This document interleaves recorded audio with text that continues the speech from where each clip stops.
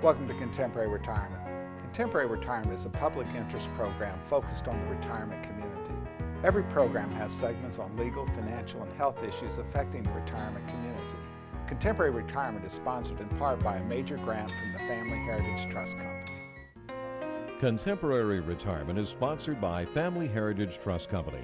The Family Heritage Trust Company is an independent bank chartered trust company established by local professionals to provide fiduciary services including fee-based investment advice, trust services, retirement planning, and tax planning.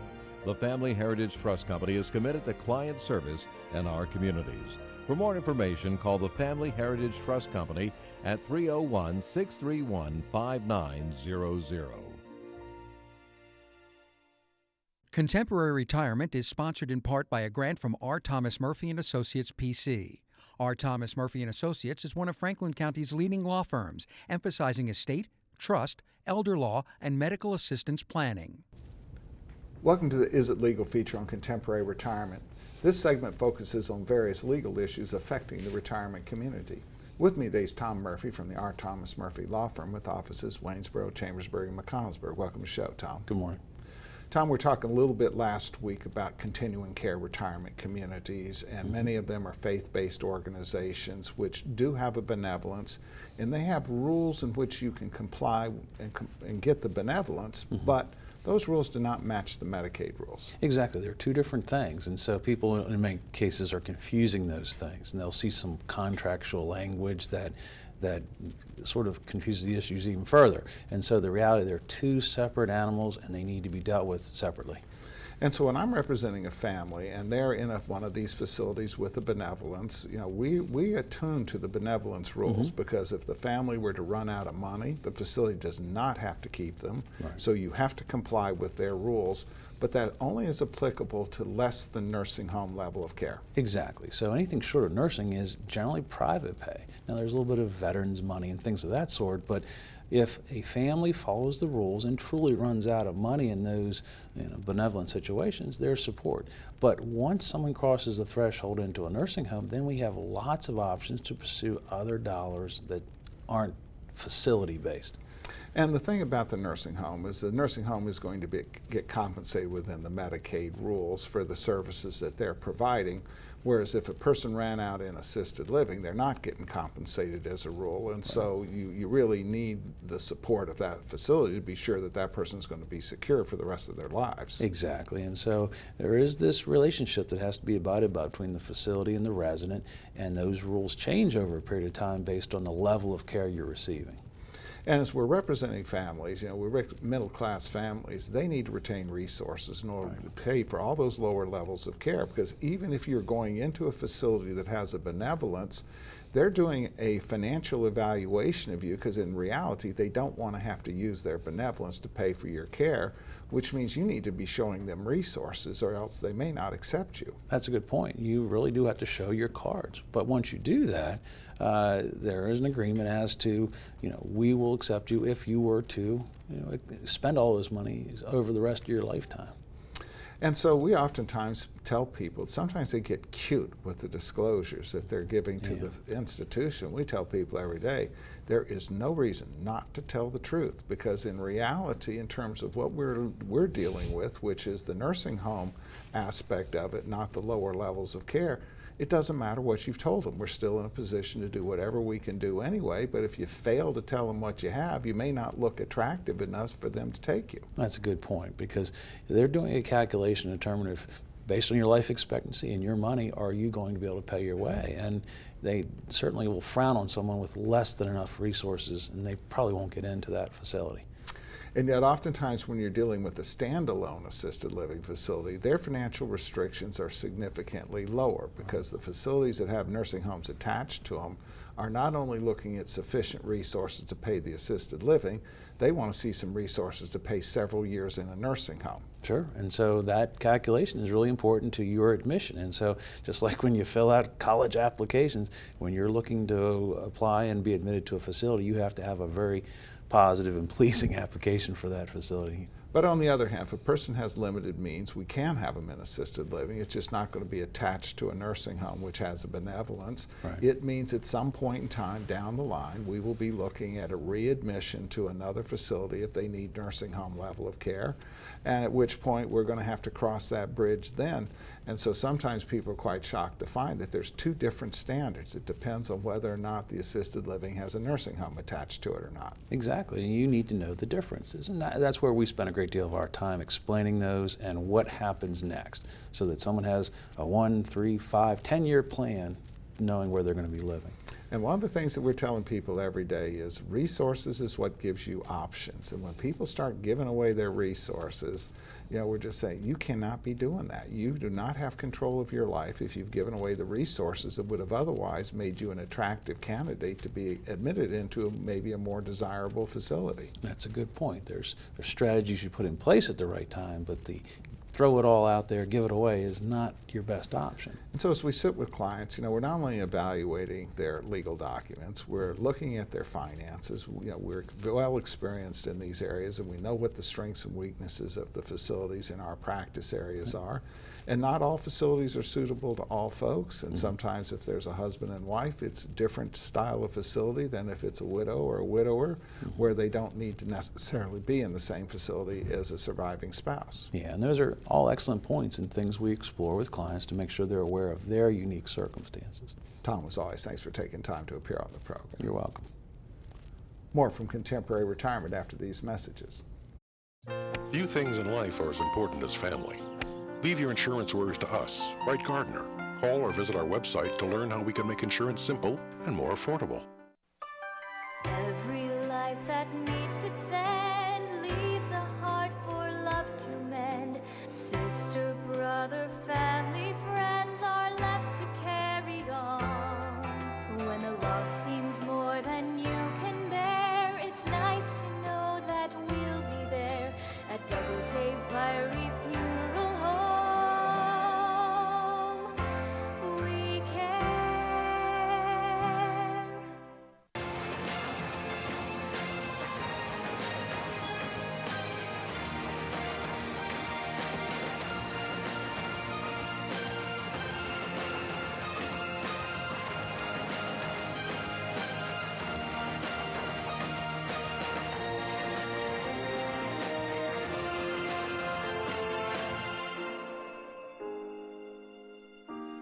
Call Ed Lowe to help put your mind at ease. Welcome to special guest feature on Contemporary Retirement. This segment focuses on various issues which are of importance to the retirement community. With me today is Hugh Gordon, Vice President, Fund Development and Programs for Interfaith Housing. Welcome to the show, Hugh. Well, thank you for having me, Michael. Interfaith Housing is one of my favorite organizations because it provides just an incredible service to the community, whether it be assisting people in affordable housing, senior housing. But it was a not-for-profit organization created in 1990. Tell us a little bit about your history. Well, we have been around for a while. During that period of time, we've, in our footprint, built almost 1,400 affordable either rental units or home ownership opportunities for people. And we've had a lot of programs and workshops that have been instituted and put into place to help people get ready for home ownership. So what we see here is the bricks and mortar is pretty easy to see, and you've had a big footprint in our entire viewing area, Pennsylvania, Maryland, in terms of developing those. Although based in Frederick, you've gone all over the state to help adjust for that. But also a similar mission is to say we're not just building bricks and mortar for people, we're educating people on how to do it themselves. Right, Michael, a lot of people know us because of the sticks and bricks we build, but we're all about people. The individuals, they're going to occupy the affordable units, and there's a lot of education that's required to get them prepared to live there and live there stably and then exist there afterwards, because we deal with them along a spectrum from the time before they're ready to occupancy and then beyond. And, you know, no disparagement in any particular group of people, but the housing that you're really focused on is intended to be mainstreamed. It's not intended to, you know, have some appearance of, you know, for people who are of lesser means. Oh, no. I mean, the communities that we're building, and of course, based on the low-income housing tax credits, there's certain requirements. So they've got energy efficient features, and they've got community rooms, and they've got passive recreational areas. These are very nice communities. And some of the senior housing, which is very important, they're secure. You know, you can't just walk in.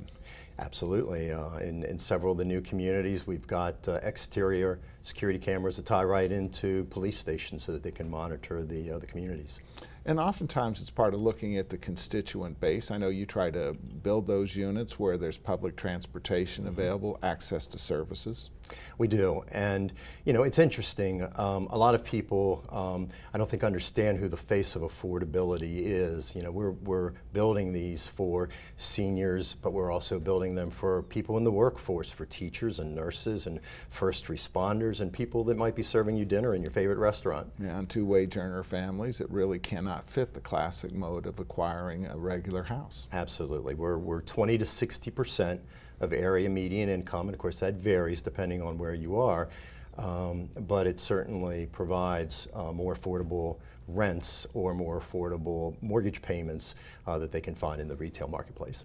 Now, one of the big charities in the Frederick County area, the Oshman Foundation, has given you a grant to try to help people acquire housing. Tell us a little bit about it. Yeah, they're great, and they have this year in December provided us with, the Oshman Family Foundation provided us with a $20,000 grant. It's a matching grant. So what we have to do is go out and find the funds and raise them, and then we submit for a reimbursement. But there's a critical piece of that that's always the most difficult in putting it together, and that's finding the new donors that represent a certain percentage of it based on the covenants and the requirements of the covenants. Well, the interesting thing is, like, their foundation is oftentimes like a lot of other foundations. They don't want to solve people's problems. They want to engage them in a process they can solve their own problems. So in this case, they'll do a matching grant, but you got to go out and get some other people engaged. Absolutely, and you know, they want to understand what it is that we're going to be using the money for, and programs are what we used as our basis of that, because they understand how important it is to get people ready for housing. So Interfaith Housing is a not-for-profit, you know, but it's a blend of not-for-profit entrepreneurial spirit. In order to build these houses, you have to have a forward view of it. You have to go out and get into the financing of all types of level, both government and private financing. But in this instance here, where you're trying to help people develop the opportunity to get their own housing, you need some donors. Tell us how they can participate. Well, and you're right, because a lot of the sticks and bricks are funded through government funds, through low-income housing tax credits, but all of our other programs are funded through these kind of grants and donations.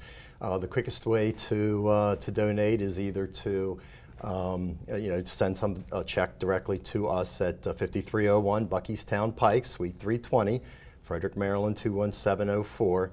Or call us at 301-662-4225, and we can certainly give you a couple of other ways that you can donate as well. Well, Hugh, great project. Thanks for appearing on our program. Oh, thank you for having me, Michael. More from Contemporary Retirement after these messages. Tranquility at Fredericktown Assisted Living and Memory Care provides a warm, home-like atmosphere that promotes daily life enrichment. At Tranquility, our medical director is a geriatric physician. Our professionals support and understand the various stages associated with Alzheimer's and dementia. We have on-site physical, occupational, and speech therapists, as well as around-the-clock licensed nurses. For more information, give Tranquility at Fredericktown a call today, because everyone deserves great care. Let us do the caregiving so you and your loved one can embrace life again. Dad, there's the big one. There's the big one. Just wait. There's the monster. Just one more bid on hurleyauctions.com. I got it. If you haven't visited hurleyauctions.com, you don't know what you're missing. Whether you're buying or selling, antique cars, tractors, boats, or real estate, you can do it all at hurleyauctions.com. Get to know Dr. Carrie Hesley at Diagnostic Imaging Services. What I find most rewarding is caring for women through our Women's Imaging Center. We have a caring staff that will ease patients through an ultrasound, bone densitometry, breast biopsy, or mammogram. Our health team is sensitive to emotions involved in women's imaging and understands that every woman is at risk for breast cancer. Providing the community with a center that is so dedicated to breast health and the imaging needs of women is something special. DIS Women's Imaging Center, providing women with progressive care. Welcome to Contemporary Health Scene. Contemporary Health Scene focuses on the health issues affecting the retirement community. With me is John Kenny, Washington County Department of Social Services, Program Manager, Adult Services. Welcome to the show, John. Thank you. It's a pleasure to be here today. You know, John, we talked a little bit last week about self-neglect being one of the biggest problems in terms of people residing in their homes, oftentimes by themselves. Yes, it is quite a problem, and it's very common throughout the older or disabled community. And oftentimes they become super conservative. They're afraid to spend any of their money because they're afraid that they're going to run out of money, and as a result of which they will not access the services that A, they might be able to afford, or even find out that there might be some assistance for it. Yes, that happens a lot of times, and sometimes difficult to convince the person that it's actually raining and they need to spend some, dip into that rainy day fund and purchase some services in order to maintain themselves safely. And as we work with this, I know that we mentioned at the end of the program last week that your goal is to keep people in their own homes, not to, to take away their liberties. Yes, that's right. We always try to do that. We try to maintain the person in the setting that they would like to be in, and usually in the least restrictive environment possible. Now, as we talk about this, we know that many of the programs we're talking about are statewide across the state of Maryland, and we also know that the adjoining states have very similar programs as well. The departments, on whole, their goal is to keep people independent, not to deprive them of their independence. Sure, I think all the states do that, and I know all the counties in Maryland have very similar programs to the ones we have here in Washington County that have a focus on maintaining the person in their home or other least restrictive environment.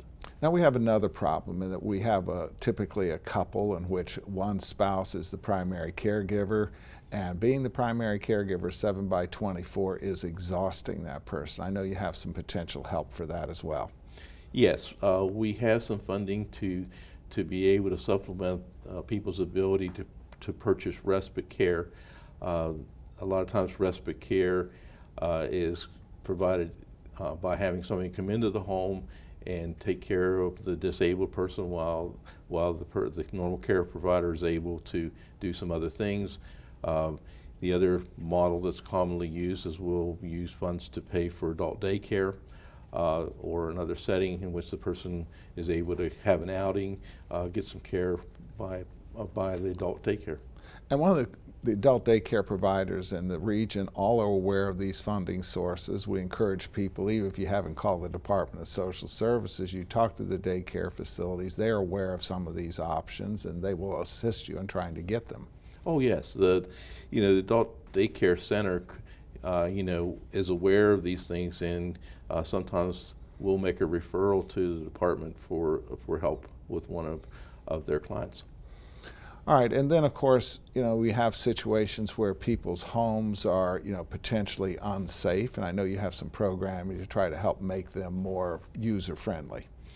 Yes, we work with some other agencies in order to make some modifications to a person's home, purchase some assistance in order to make it perhaps safer to get around using a walker, or widening door frames, et cetera, to make it wheelchair accessible. Or ramps. Or putting in a ramp. The ramp project is one of our favorites because they will find a way to put that ramp in for minimal cost and oftentimes no cost to the person. Now I know you have another program which I think is very important. We have people out there of limited means. They're not going to be able to afford an assisted living facility. They do not have family support. You have a program to help come up with a program very similar to a foster for children. Yes, we do. It's called Project Home. It's really an adult foster care program. It's individual families who can take 1 to 3 people into their home to provide care to them. It's not nursing home type care. They're not skilled providers, but they are given training in being able to meet the needs that you generally find among older people or people with some disabilities that need assistance in activities of daily living, like meals and laundry and keeping things clean, maybe some help with getting to the bathroom, that type of thing. So they provide care to people, and we have an ability to apply with them for, it's called public assistance to adults, that helps supplement their ability to pay the provider. They keep a little bit of their money each month for their personal needs. We usually also arrange for them to get into a adult day program or other setting that they might prefer, so that they have some alternative experiences during the week. So if somebody needs some kind of assistance, John, how can they get a hold of you? They usually would just call the department, Adult Services, at 240-420-2155. John, as always, thanks for taking time to appear on the program. Thank you. More from Contemporary Retirement after these messages. The Community Foundation, through its scholarship programs and through its strategic grants, has been a positive influence for change. Last year, change in Frederick County was influenced thanks to nearly 1,800 caring donors. Everyone can help. Your influence is key. Help us proactively focus on where we need to be investing our energy in the future.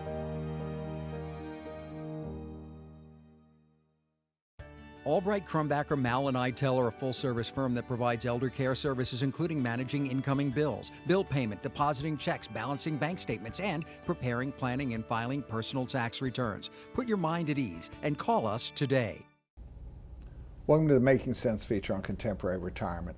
This segment focuses on various financial issues affecting the retirement community.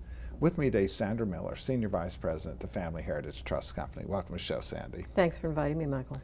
Sandy, oftentimes when we look at the older population, they have a sense that I really don't need to do anything other than CDs. Now, why would we question whether that makes sense or not? Well, we all know that nasty word inflation, and that's something that everyone needs to be aware of.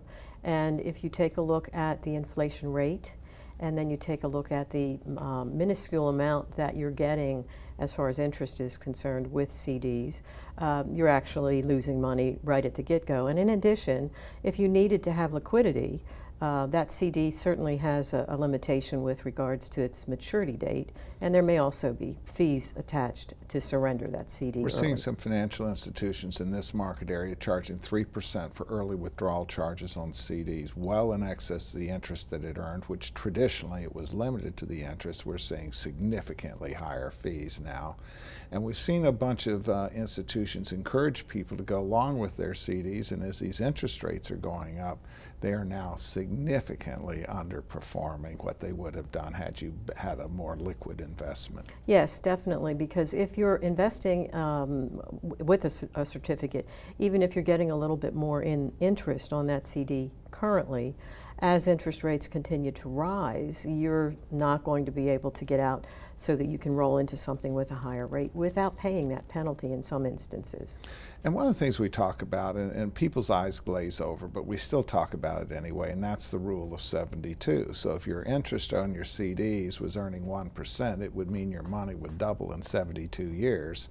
But if inflation is 3, it means the cost of living doubles in 24 years. So where are you going to get the money?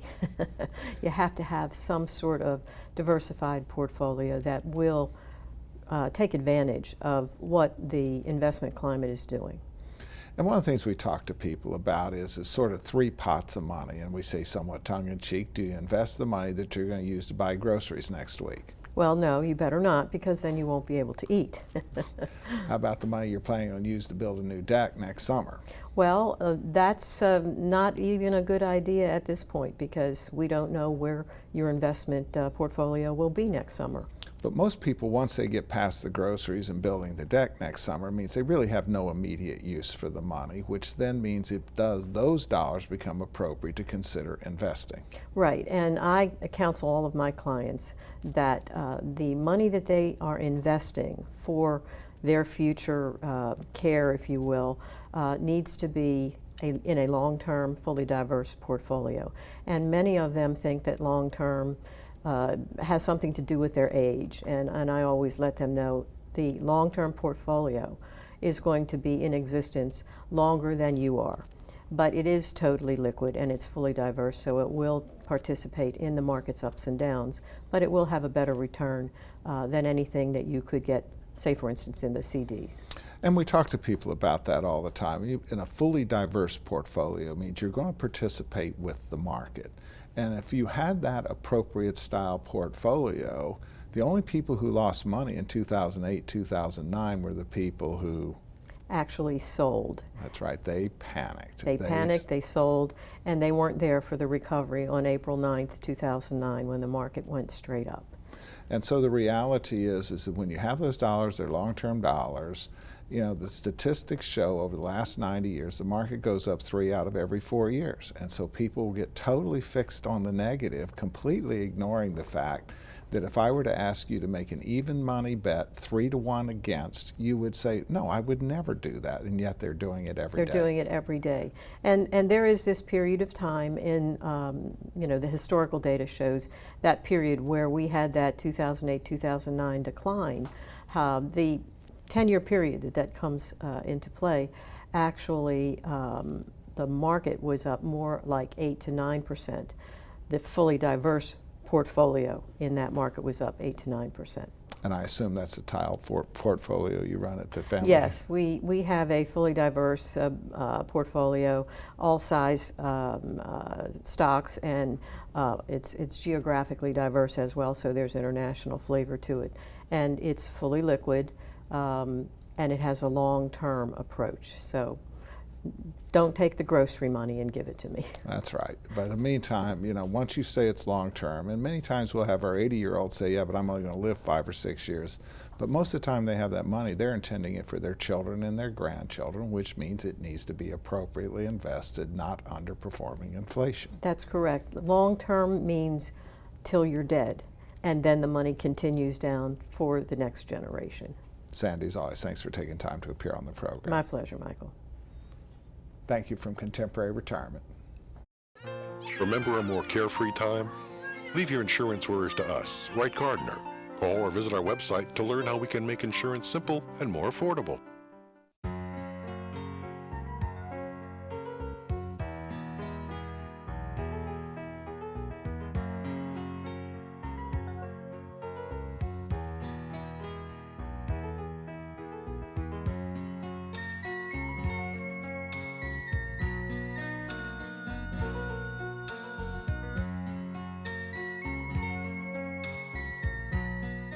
These days, it seems like everything's online, and filling out claim forms and receiving and paying bills online isn't always easiest. That's why we at Quality First Insurance encourage you to just give us a call. Let us help. Hi there, I'm Paul Sweeney with Quality First Insurance, and it's still just this simple. Our offices are open every weekday where you'll be able to call and speak to real, live people. No detail was missed. I'm so glad that I turned to Quality First Insurance. I've recommended Quality First Insurance to my friends who've been just as satisfied. If you're not happy with what you're paying for Medigap, or more importantly, not happy with your service, give us a try. We're locally owned, and we take the time to provide you with the best. We are Quality First Insurance, and our mission is to provide quality products to quality people. Pick up the phone and give us a call today at 800-745-1411.